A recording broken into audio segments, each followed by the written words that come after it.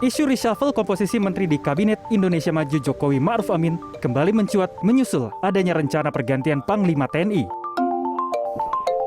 Isu reshuffle juga semakin diperkuat dengan adanya peningkatan intensitas pertemuan antar parpol, terutama setelah Partai Amanat Nasional atau PAN masuk ke pemerintah. Rangkaian pertemuan juga dilakukan oleh Presiden RI Joko Widodo dengan sejumlah elit partai koalisi, baik yang ada di dalam maupun di luar parlemen. Partai Amanat Nasional atau PAN yang selama ini berada di poros oposisi turut serta dalam rangkaian pertemuan tersebut dan menyatakan kembali bergabung dengan poros pemerintahan. Saya karena baru pertama, nggak boleh banyak-banyak, Pak. Bicaranya sedikit. Dengan adanya momentum tersebut, isu reshuffle jilid 2 di Kabinet Indonesia Maju kian menghangat. Meski begitu, terdapat perbedaan suhu politik yang ada di luar dengan yang dimunculkan dari dalam lingkaran istana. Pihak istana melalui juru bicara kepresidenan Fajrul Rahman belum bisa memberikan sinyal kepastian terkait kapan dan bagaimana reshuffle kabinet akan dilakukan oleh presiden. Tentang reshuffle, kita menyerahkan segalanya mengenai apakah ada reshuffle, apakah tidak, kita menyerahkan pada pengumuman langsung dari Presiden Joko Widodo. Wakil Ketua Umum PAN, Viva Yoga Mauladi, juga mengaku tidak ada pembahasan mengenai reshuffle ketika partainya bertemu dengan koalisi pemerintah di Istana Negara pada Rabu 25 Agustus 2021. Viva Yoga menyebut tujuan bergabungnya PAN dengan poros koalisi tidak lain hanyalah untuk melanjutkan budaya partainya yang selalu berada di poros pemerintahan sejak 1999. Reshuffle soal kabinet itu tidak ada pembahasan karena kami menghormati kewenangan dan hak prerogatif presiden, kami serahkan kepada presiden dan kami percaya bahwa partai koalisi secara bersama-sama juga tidak mempersoalkan hal itu. Pengamat politik sekaligus Direktur Eksekutif dari Lembaga Survei Indonesia Political Opinion, Deddy Kurniasyah, menganalisa perombakan dalam kabinet bisa dilakukan setelah bergabungnya PAN. PAN diyakini ingin mengambil kembali ceruk suara yang hilang pada kontestasi pemilu 2019 lalu dan juga dipastikan mengincar kursi di pemerintahan.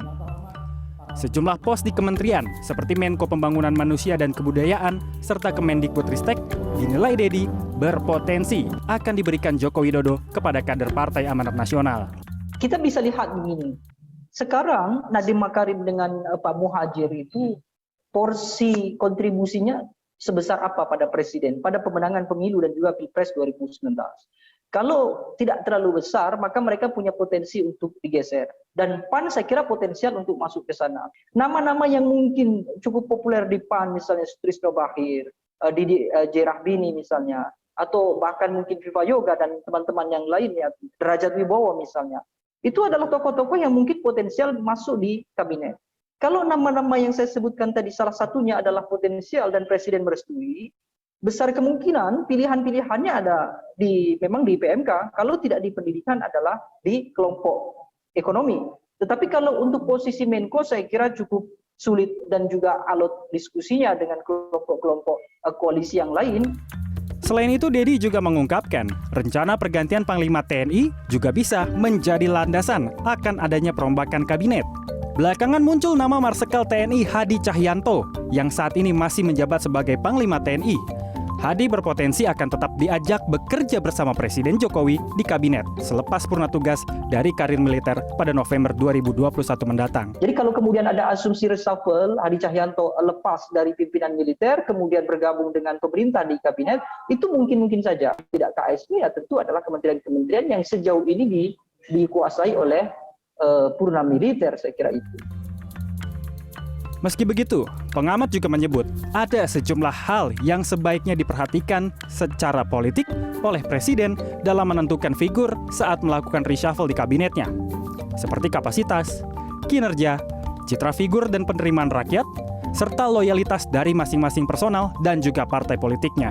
Dengan terpenuhinya indikator di atas, maka bukan soal hanya memberikan jatah dan pekerjaan saja yang dilakukan oleh presiden kepada sejumlah pihak. Tapi, ada kekuatan politik yang dipatri untuk menjaga stabilitas politik hingga akhir masa jabatan. Terlebih di situasi pandemi COVID-19 yang masih terjadi dengan persoalan yang menyangkut kesehatan dan ekonomi.